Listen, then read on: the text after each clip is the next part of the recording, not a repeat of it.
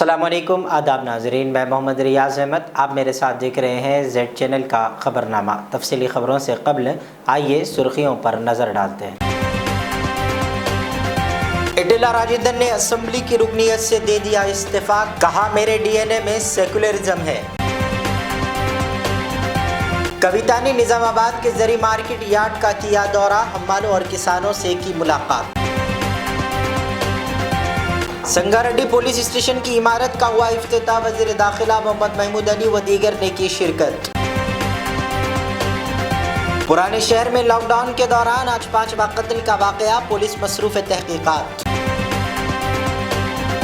Secretariat के इफ्तिताह से कबल मसाजिद के मीनारों से अज़ान की सदाएं बुलंद होगी, वज़ीर दाखिला ने मुसलमानों को दिया तयक़ुन।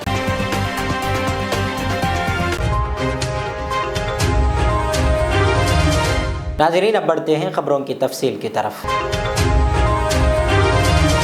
तेलंगाना काबीना से बरतरफ होने वाले वजीर ईटेला राजेंद्र ने असम्बली की रुकनीत से इस्तीफा पेश कर दिया है। राजेंद्र आज सुबह 10 बजे असम्बली के सामने वाक़े गन पार्क पर तेलंगाना के शहीदों को खिराज अक़ीदत पेश करने के बाद 11 बजे स्पीकर असम्बली के चैम्बर में ओहदेदार से मुलाकात करते हुए अपना इस्तीफा पेश कर दिया।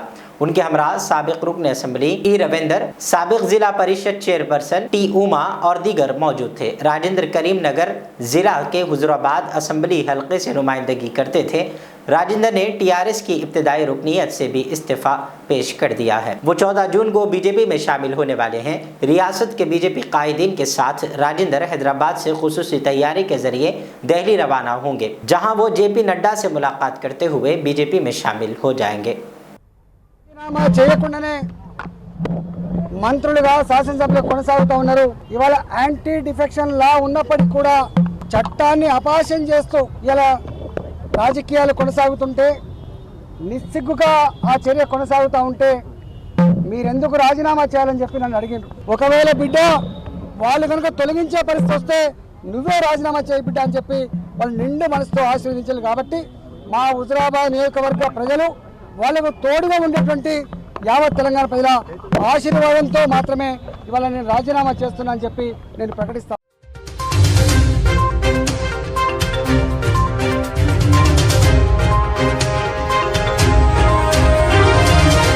रियासती वज़ीर दाखिला मोहम्मद महमूद अली ने सेक्रेटेरिएट मसाजिद की तामीर पर एक आला सतही इजलास मुनक़्क़िद किया, जिसमें हुकूमती मुशीर बराए अक़लियती बहबूद AK खान और दीगर ने शिरकत की। इस मौके पर वज़ीर दाखिला ने तमाम नक्शों का मुआयना किया। मालूमात से आगही के बाद कहा है कि तेलंगाना हुकूमत बिलखुसूस वज़ीर आला कल्वकुंटला चंद्रशेखर राव इस मामले में काफ़ी दिलचस्पी रखते हैं।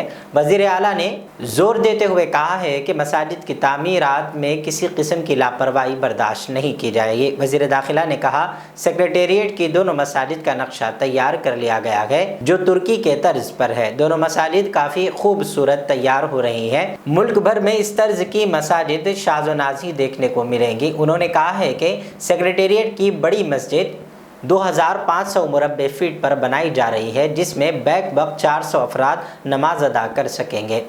अलावा अजीम मस्जिद के बाहर खुली जगह में सैकड़ों अफराद नमाज अदा कर सकते हैं, जबकि छोटी मस्जिद 400 मुरब्बे फीट पर तामीर की जा रही है। वज़ीर मौसूफ ने बताया है कि बड़ी मस्जिद के वज़ूखाने के पहले फ्लोर पर मस्जिद के इमाम साहब के लिए रहने के लिए मकान भी तामीर किया जा रहा है, ताकि नमाजें और दीगर इबादात वक्त मुकर्ररा पर अदा हो सके। ख़वातीन को नमाज अदा करने के लिए बड़ी मस्जिद में इंतज़ाम किया जा रहा है, ताकि ख़वातीन को नमाज अदा करने की सहूलत दस्तयाब हो। उन्होंने कहा है कि तेलंगाना हुकूमत ने आवाम से जो वादा किया था, सेक्रेटेरिएट के इफ्तिताह से कबल मसाजिद के मीनारों से अजान की सदाएं बुलंद होगी, इस पर कायम है और उसको पूरा किया जाएगा। देखना यह है कि वज़ीर दाखिला के इन वादों पर किस वक्त अमल किया जाएगा।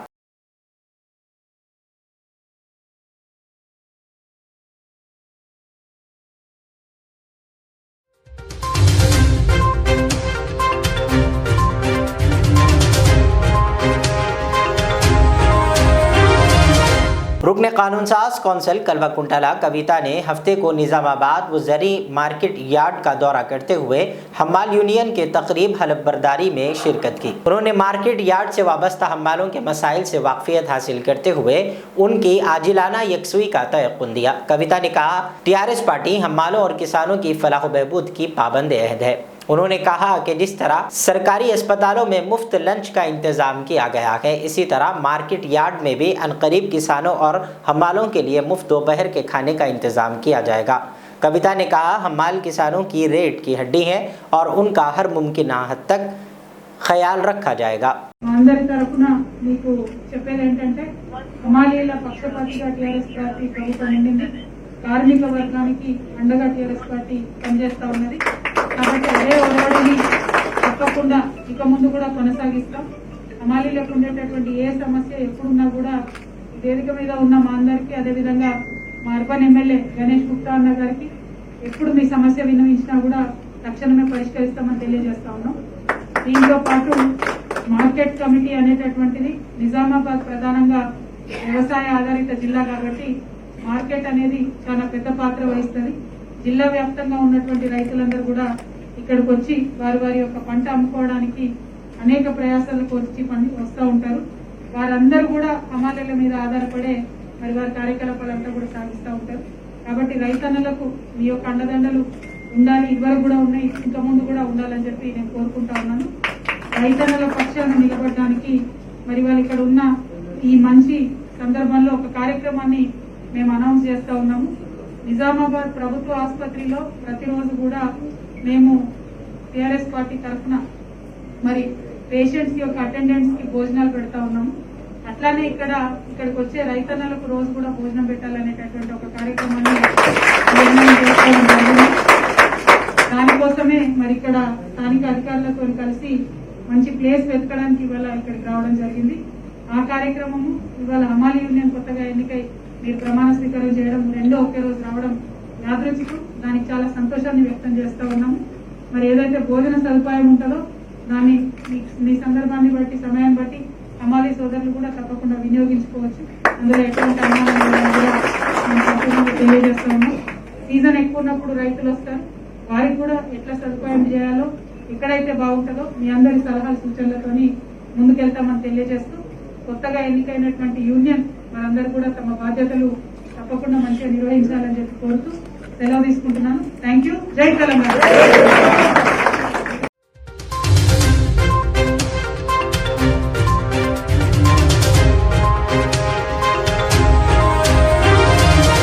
तेलंगाना पुलिस अपनी फ़र्ज शनासी और फ्रेंडली पुलिसिंग के लिए मुल्क भर में एक अहम मुकाम रखती है। क़ियाम तेलंगाना के बाद तेलंगाना पुलिस ने अवाम के साथ बेहतर ताल्लुकात पैदा करते हुए उनके मसाइल को हल करने में कामयाबी हासिल की है। इन ख्यालात का इजहार तेलंगाना रियासती वज़ीर दाखिला मोहम्मद महमूद अली और तेलंगाना कानून साज council chairman V Bhopal Reddy ने संगारेड्डी पुलिस स्टेशन की इमारत का इफ्तिताह करते हुए किया। उन्होंने कहा है कि क़ियाम तेलंगाना से कब्ल अवाम में पुलिस के मुतालिक एक किस्म का डर और खौफ रहता था, जिसकी वजह से अवाम बिला खौफ पुलिस स्टेशन को नहीं जाया करती थी। इसके मुकाबिल क़ियाम तेलंगाना के बाद वज़ीर आला कल्वकुंटला चंद्रशेखर राव की ज़ेर क़ियादत तेलंगाना हुकूमत ने महकमे पुलिस को अहमियत देते हुए उसमें कई एक इस्लाहात लाई हैं।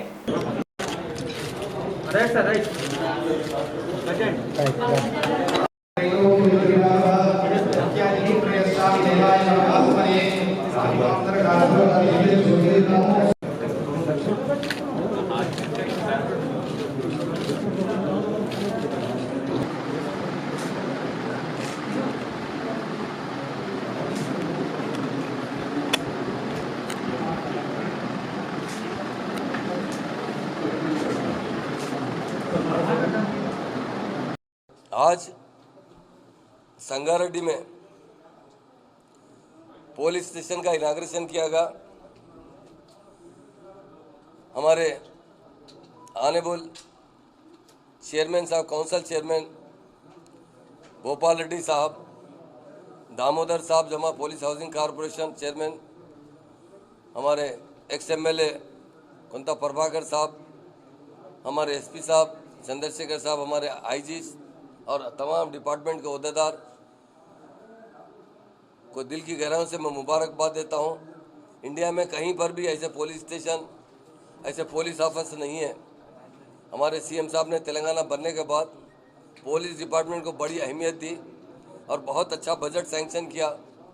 उस बजट से नए नए पुलिस स्टेशन बनाए जा रहे हैं, नए एसपी ऑफिस बनाए जा रहे हैं, कमिश्नर ऑफिस बनाए जा रहे हैं। सीएम साहब ने तेलंगाना बनने के बाद एडमिनिस्ट्रेशन को सुधारने के लिए नए 23 डिस्ट्रिक्ट बनाए। अब टोटल हमारे पास 33 डिस्ट्रिक्ट काम कर रहे हैं, जिसकी वजह से एडमिनिस्ट्रेशन बहुत अच्छा है। इंडिया में हमारी पुलिस नंबर 1 पुलिस की तरह काम कर रही है। हमारे सीएम साहब ने 700 करोड़ रुपए सैंक्शन किए थे पेट्रोलिंग के कार्य के लिए। आज हमारी पुलिस को जहां भी आप 100 डायल करेंगे 5 से 7 मिनट के अंदर हमारी पुलिस पहुंच जाती है। पुलिस के लिए हम बहुत, जो हमारी पुलिस के तरफ से ही हर चीज़ का डेवलपमेंट आता है। जब लैंड ऑर्डर अच्छा होता है तो यकीनन वो स्टेट में डेवलपमेंट बहुत आता है। हम हमारे ऑनरेबल सीएम साहब का दिल की गहराइयों से शुक्रिया अदा करते हैं और हमारे पुलिस डिपार्टमेंट के तमाम अहदेदारों को मुबारकबाद देते हैं कि जिस तरह वो लोग काम कर रहे हैं। इंडिया में नंबर 1 पुलिस है तो तेलंगाना पुलिस है, और फ्रेंडली पुलिस है तो तेलंगाना पुलिस है। शी टीम्स लेडीज़ के लिए हमारे सीएम साहब ने शी टीम को फॉर्म किया, भरोसा सेंटर को कायम किया, जिसकी वजह से यकीनन अवाम में भरोसा है। आज तेलंगाना की अवाम पुलिस डिपार्टमेंट से बहुत खुश है, और पुलिस जो हमारी फ्रेंडली पुलिस है उसके लिए लोगों में बहुत अच्छा उसका वेलकम किया जा रहा है। और हमारे ऑनरेबल सीएम साहब ने पुलिस डिपार्टमेंट को हर तरीके से बजट सैंक्शन किए। आज हमारे गाड़ियां जो पेट्रोलिंग के लिए फिर रहे हैं उसके लिए सीएम साहब ने 700 करोड़ रुपए सैंक्शन किए थे। और ये जो पुलिस स्टेशन बनाया गया 1 करोड़ रुपए की लागत से बनाया गया, जो पुराना पुलिस स्टेशन को तोड़कर।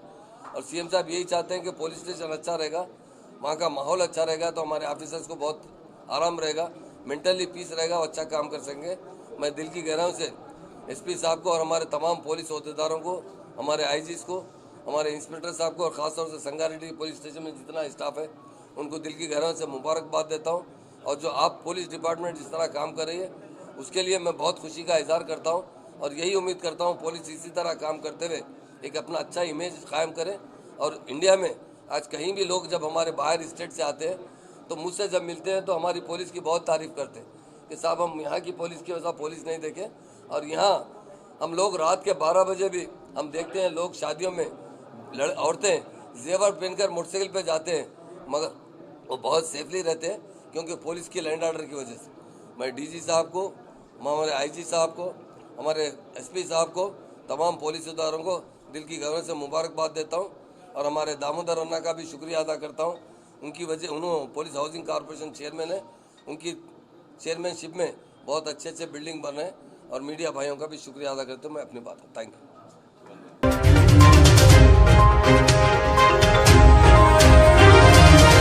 आज कुत्तापेट जिला बालापुर मंडल में जिला परिषद प्राइमरी स्कूल जो इब्तदाई जमात था हफ्तुम जमात इंग्लिश मीडियम के एतबार से काम करेगा, उसका इफ्तिताह वज़ीर तालीम सबिता इंदिरा रेड्डी और रुकने असम्बली हल्के महेश्वरम और Jalpally municipal corporation chairman Abdullah bin Ahmed Saadi के हाथों अमल में आया। इस मौके पर म्यूनसिपल कमिश्नर जी प्रवीण कुमार और अहमद कसादी काउंसलर, खैसरबाम टीआरएस लीडर, उमर बाम साबिक वाइस एमपीपी महेश्वरम व दीगर मौजूद थे।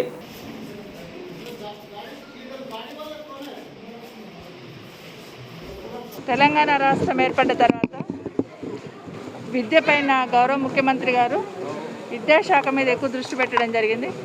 ముఖ్యంగా పేద బడుగు బలహీన వర్గాలకు సంబంధించిన వాళ్ళకి నాణ్యమైన విద్య, క్వాలిటీ విద్య అందించాలనే సంకల్పంతో దాదాపుగా 1000 గురుకులాలు ఏర్పాటు చేయడం జరిగింది. అది ఎస్సీ, ఎస్టీ, బీసీ, మైనార్టీ గురుకులాలు. ఈ పేద బడుగు బలహీన వర్గాలకు సంబంధించిన పిల్లలందరూ మంచి చదువు చదువుకోవాలని ఒక్కొక్క విద్యార్థి మీద ₹1,00,000 ఖర్చు పెడుతూ ఈరోజు విద్యను అందిస్తున్న ఏకైక ప్రభుత్వం తెలంగాణ రాష్ట్ర ప్రభుత్వం. అలాంటి ఆలోచన చేసిన నాయకుడు కేసీఆర్ గారు. దాంతోపాటు ఇంటర్మీడియట్కి వెళ్ళగానే ఇంటర్మీడియట్లో కూడా చాలామంది 10th ఫ్రీ ఎడ్యుకేషన్ ఉంటుంది కాబట్టి చదివించేసి ఇంటర్లో ఆపేస్తూ ఉంటారు. సో ఇంటర్మీడియట్కి వెళ్ళగానే వాళ్ళకు కూడా ఫ్రీ ఎడ్యుకేషన్ ఇచ్చేటట్టు ఫ్రీ బుక్స్ కూడా ఇస్తూ ఉన్నాం. వాళ్ళందరికీ కూడా ఫ్రీ బుక్స్ ఇస్తూ వాళ్ళకి కూడా ఉచితంగా విద్యను అందించే ప్రయత్నం చేస్తూ ఉన్నాం. ఈరోజు ప్రైవేట్ దానికన్నా ఎక్కువగా ప్రభుత్వం సైడ్ ఈరోజు మొగ్గు చూపుతూ ఉంటారు అందరూ కూడా, ఎందుకంటే మంచి విద్య అందుతుందని. మొన్న కరోనా వచ్చి ఇబ్బంది పడుతున్న సందర్భంలో స్కూలు తెరవలేని పరిస్థితులలో రాష్ట్ర ప్రభుత్వం తరఫున గౌరవ ముఖ్యమంత్రి గారి డైరెక్షన్తో డిజిటల్ క్లాసెస్ని దాంట్లో టీవీలో కానీ టీసెట్ ద్వారా అందించడం జరిగింది. ఆన్లైన్ క్లాసెస్ అన్నీ కూడా దేశంలో ఏ ప్రభుత్వం కూడా ఈ ప్రయత్నం చేయలేదు. తెలంగాణ రాష్ట్ర ప్రభుత్వం గౌరవ ముఖ్యమంత్రి గారి ఆలోచనతో డిజిటల్ క్లాసెస్ అన్నీ కూడా దూరదర్శన్ యాదగిరి ద్వారా టీసెట్ ద్వారా అందించడం జరిగింది. మారుమూల గ్రామాలలో ఉన్న వాళ్ళందరికీ కూడా అందించడం జరిగింది. నిజంగా ఇది ఈ కార్యక్రమాన్ని కేంద్ర ప్రభుత్వం కూడా మెచ్చుకోవడం జరిగింది. దేశంలో ఏ ప్రభుత్వం కూడా చేయట్లేదు. మీరు నిజంగా ఇంత బాగా చేశారని వాళ్ళు అభినందించడం కూడా జరిగింది. తెలంగాణ రాష్ట్ర ప్రభుత్వం కరోనా సందర్భంలో ప్రభుత్వ పాఠశాల చదువుతున్న పిల్లలందరికీ కూడా టీవీ ద్వారా, టీశాట్ ద్వారా, సొంత ఛానల్ ద్వారా విద్యను అందిస్తున్న ప్రభుత్వం తెలంగాణ ప్రభుత్వం అని కేంద్ర ప్రభుత్వం కూడా అభినందించడం జరిగింది. ఇలా అన్ని సౌకర్యాలు కల్పిస్తూ ముందుకు పోతున్న సందర్భంలో ముఖ్యమంత్రి గారు ఈ సంవత్సరం ఒక 4,000 కోట్లు బడ్జెట్లో పెట్టారు. ప్రభుత్వ పాఠశాలలన్నింటినీ కూడా ప్రైవేట్ పాఠశాలకు ధీటుగా ఇన్ఫ్రాస్ట్రక్చర్ క్రియేట్ చేయమని ఒక 4,000 కోట్లు పెట్టడం జరిగింది. తొందరలో అవన్నీ కూడా స్కూల్స్ అన్నీ కూడా అప్గ్రేడ్ చేసేయడానికి ఈరోజు ఒక కమిటీ వేశారు. కమిటీ ఆధ్వర్యంలో స్టడీ చేయడం జరుగుతూ ఉంది. జల్పల్లి మున్సిపాలిటీకి వచ్చేసరికి ఈరోజు ఈ స్కూల్ చూస్తూ ఉన్నారు మీరు. ఇది ప్రభుత్వ పాఠశాలనే, కానీ ఒక డోనర్ ముందుకొచ్చి ఇక్కడ చదువుతున్న పేద పిల్లలందరికీ మంచి బిల్డింగ్ ఉండేటట్టు నా వంతు సహకారం అందిస్తానని ఈరోజు 3 కోట్లు ఖర్చు పెట్టారు. దీనిపైన ఖర్చు పెట్టి ఈ స్కూల్ అంతా కూడా ఇన్ఫ్రాస్ట్రక్చర్తో సహా ఇచ్చిన వారికి ప్రత్యేకంగా ధన్యవాదాలు చెప్తా ఉన్నాను రాష్ట్ర ప్రభుత్వం తరఫున. ఎందుకంటే వారి దగ్గర ఉన్న నిధులను ఈ ప్రాంతంలో ఖర్చు పెట్టినందుకు, నా నియోజకవర్గంలో ఖర్చు పెట్టినందుకు వారికి ప్రత్యేకంగా ధన్యవాదాలు చెప్తూ, తప్పకుండా ఇక్కడున్న ప్రాంతంలో ఉన్న అన్ని స్కూల్స్ని కూడా చాలా రోజుల నుండి నన్ను అడిగి ఉన్నారు. వాది ఉదాలో ఉన్న ప్రైమరీ స్కూల్ని అప్పర్ ప్రైమరీ స్కూల్గా అప్గ్రేడ్ చేయడం జరిగింది. అంటే 5th క్లాస్ వరకు ఉండింది, ఇప్పుడు 7th క్లాస్ వరకు అక్కడ చదివించవచ్చు పిల్లల్ని. క్యూబా కాలనీలో కూడా ప్రైమరీ స్కూల్ ఉండింది, 5th వరకే ఉండింది. ఇప్పుడు 6th, 7th క్లాసెస్ కూడా రన్ అవుతాయి అక్కడ. షాయిన్ నగర్లో కూడా 5th వరకే ఉండింది, 6th, 7th వరకు అప్గ్రేడ్ చేయడం జరిగింది. కొత్తపేట ఇక్కడ కూడా 5th వరకే ఉండింది, ఇక్కడ 6th, 7th కూడా ఇప్పుడు అప్గ్రేడ్ చేయడం జరిగింది. దాంతోపాటు మీర్పేటలో కూడా 5th వరకే ఉండింది, అక్కడ కూడా 6th, 7th అప్గ్రేడ్ చేయడం జరిగింది. జల్పల్లిలో 8th క్లాస్ వరకు ఉంది, 9th, 10th కూడా అప్గ్రేడ్ చేస్తూ ఉన్నాం. ఇప్పుడు అడిగారు దేవేందర్ నగర్లో, అదేవిధంగా రంగనాయకుల తాండాలో అక్కడ కూడా 5th వరకే ఉంది, అక్కడ 6th, 7th కూడా అప్గ్రేడ్ చేయడం జరుగుతూ ఉంది. ఈరోజు పేద పిల్లలు ఎవరైతే నమ్మకం విశ్వాసంతో ఈ పాఠశాలలోకి వస్తుందో వాళ్ళకు నాణ్యమైన విద్యను అందించే ప్రయత్నం రాష్ట్ర ప్రభుత్వం తరఫున చేయడం జరుగుతుందని కూడా ఒకసారి తెలియజేస్తూ, దాంతోపాటు ఈరోజు కొన్ని ఇనాగ్రేషన్స్, ఫౌండేషన్స్ చేయబోతా ఉన్నాం. రోడ్స్ కానీ, డ్రైన్స్ కానీ, వాటన్నిటిని కూడా తొందరలో పూర్తి చేసి ప్రజలకు అందించడం జరుగుతుంది. దాదాపు 40 లక్షలకు సంబంధించిన వర్కులు ఈరోజు చేయబోతా ఉన్నాం. వాటిని తొందరగా పూర్తి చేసి ప్రజలకు అందిస్తాం.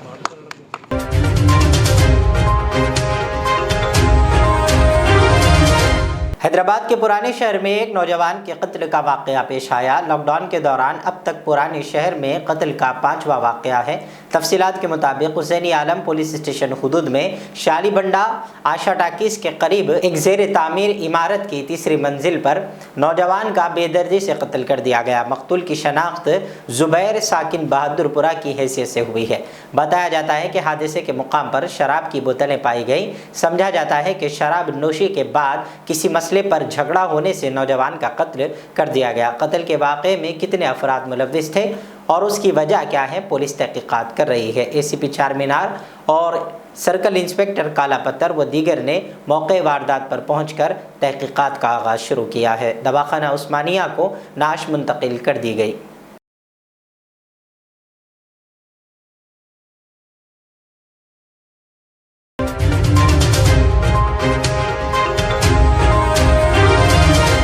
ज़िला नारायणपेट टाउन से ताल्लुक़ रखने वाले हरदिल अजीज़ कायद व रुकन बल्दिया नारायणपेट जनाब मोहम्मद तकी चांद वल्द अलहाज मोहम्मद शफी चांद को उनकी नुमाया खिदमात के पेश नज़र the global human right foundation India व NAH फाउंडेशन की जानिब से राष्ट्र समाज सेवा अवार्ड 2021 के लिए उन्हें मुंतखब किया गया है। ये अवार्ड माह जून की 15 तारीख को एक ऑनलाइन प्रोग्राम में दिया जाएगा। कोविड-19 की वजह से ऑनलाइन प्रोग्राम मुनक़्क़द होगा। इस सिलसिले में सज्जादा नशीन बारगाह क़त्तालिया कोलमपल्ली मखदूम ख्वाजा शाह जलाल हुसैनी अशरफी जलाली साहब ने मोहम्मद तकी चांद को मुबारकबाद पेश करते हुए गुलपोशी की। इस मौके पर जानशीन सज्जादा मौलाना सैयद अहमद हुसैनी अशरफी के अलावा दीगर दोस्त अहबाब अजीज़ व क़ारिब ने मुबारकबाद पेश करते हुए नेक तमन्नाओं का इजहार भी किया है।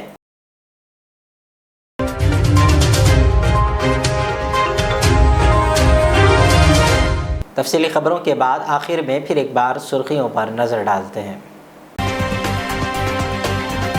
इटेला राजेंद्र ने असेंबली की रुकनीयत से दे दिया इस्तीफा, कहा मेरे DNA में सेकुलरिज्म है। कविता ने निजामाबाद के जरी मार्केट यार्ड का किया दौरा, हम्मालों और किसानों से की मुलाकात। संगारेड्डी पुलिस स्टेशन की इमारत का हुआ इफ्तिताह, वज़ीर दाखिला मोहम्मद महमूद अली व दीगर ने की शिरकत। पुराने शहर में लॉकडाउन के दौरान आज 5वां कत्ल का वाक़या, पुलिस मसरूफ़ तहकीकात। सेक्रेटेरिएट के इफ्तिताह से कब्ल मसाजिद के मीनारों से अज़ान की सदाएं बुलंद होगी, वज़ीर दाखिला ने मुसलमानों को दिया तयक़ुन। सुर्खियों के बाद इजाज़त दीजिए। हमारे जेड चैनल को यूट्यूब पर सब्सक्राइब करना ना भूलें और इसी तरह फेसबुक पर भी हमारे पेज को ज़रूर लाइक और शेयर करें। अल्लाह हाफ़िज़। मैं के अमार हूँ। सन 1995 में मुझे एक अजीम मकसद के लिए कायम किया गया। मुझसे कई हजार अमीर और गरीब खानदान जुड़े हुए हैं, जिन्होंने अपने ख्वाबों के महलों से मुझे सजाया। मैं अपने चाहने वालों को तरक्की याफ्ता शानदार इलाकों में आबाद करने के लिए मशहूर हूँ। अब आपकी खिदमत में तेहरान गाह के दामन में काफी वसी व अरीज खूबसूरत कॉलोनीज लाया हूँ। आपकी पसंद, आपकी सहूलत, मेरी खिदमत सिर्फ 4 लाख से 8 लाख के दरमियान। मुझसे जुड़ें और अपना भी ख्वाबों का महल बना लें और तरक्की को अपना मुकद्दर कर लें। यूं जमीन पे बैठकर क्या आसमान देखता है, परों को खोल जमाना उड़ान देखता है। के अमार का सदर दफ्तर आरामगढ़ चौराहे पर मौजूद है। ज़ेवरात की दुनिया में शहर हैदराबाद का बाएतिमाद नाम मीर मुस्तफ़ा ज्वेलर्स, जो दुल्हन के हुस्न को 4 चांद लगा दे। नेकलेस, चूड़ियाँ, रूबी, रानी हार का शानदार कलेक्शन पेश करते हैं। मीर मुस्तफ़ा ज्वेलर्स, रूबरू मदीना होटल, अल्फाज स्कूल, हाफिज़ बाबा नगर, हैदराबाद 0402444657। रियाज इस्लामिक स्कूल तालीमी मैदान में एक नया इनकलाब। इस्लामिक और मॉडर्न एजुकेशन की अजीम दरसगाह। 23 साल तजुर्बे के बाद तलबा और तालिबात के लिए रियाज इस्लामिक स्कूल पेश करता है हिफ्ज़ कुरान, नाज़िरा कुरान, क़ायदे के अलावा नर्सरी ता 10वीं जमात तक की तालीम का बेहतरीन नज़्म। बच्चों के लिए हॉस्टल की सहूलत, मुस्तहिक़ तलबा के लिए खुसूसी रियायत, तलबा और तालिबात के लिए अलहदा क्लासेस के माकूल नज़्म, खुसूसी computer classes, hardware and software training. बच्चों में तहरीरी और तकरीरी सलाहियतों को उजागर करने के लिए हफ्तावारी प्रोग्राम। काबिल और मुशफ़िक़ असातिज़ा इकराम की निगरानी में बेहतरीन तालीम नज़्म। सुबह 8 बजे तक शाम 4:30 बजे दाखिले जारी हैं। उजलत कीजिए। Riyaz Islamic school, opposite lane, new SR petrol pump, Vattepally, Hyderabad.